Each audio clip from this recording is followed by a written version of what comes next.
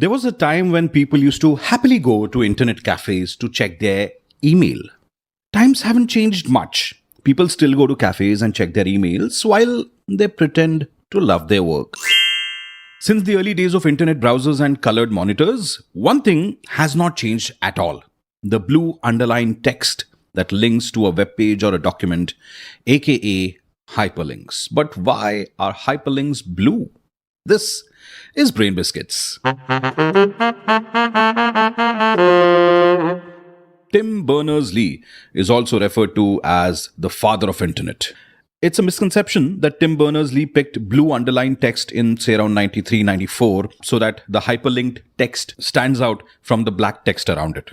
Ted Nelson coined the term hypertext, and he used it in title of a paper, The Hypertext Proceedings of the World Documentation Federation, 1965, while he was a professor at a college.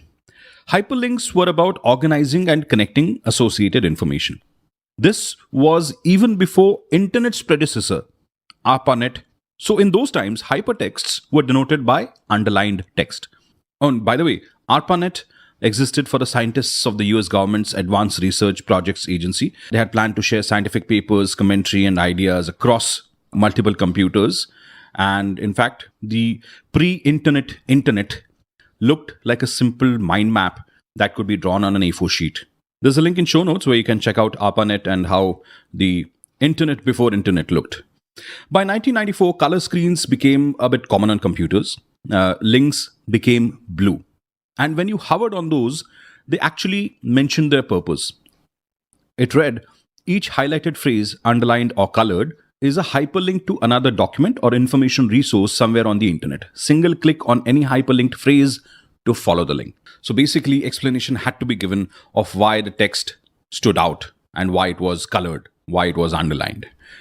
Two different theories exist of why internet links are blue. One, early browsers like Mosaic for Windows had gray or white background and black text. The only way to highlight the text was to use dark colors, so the only options were red, blue, and green.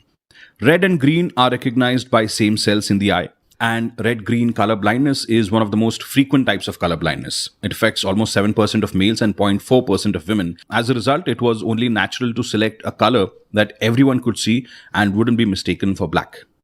Number two, as Berners-Lee states, blue links appeared when the monitors became colored.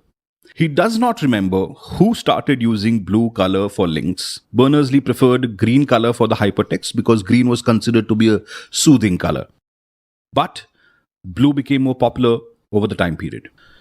So choose your option, number one or number two. Just like every other problem in life, even this one doesn't have a clear answer to it. Next time you Google and see search results in blue, I'm sure you'll think of Brain Biscuits and this episode. Do share it with your friends and folks, and do follow the podcast for more such trivia. Until the next time.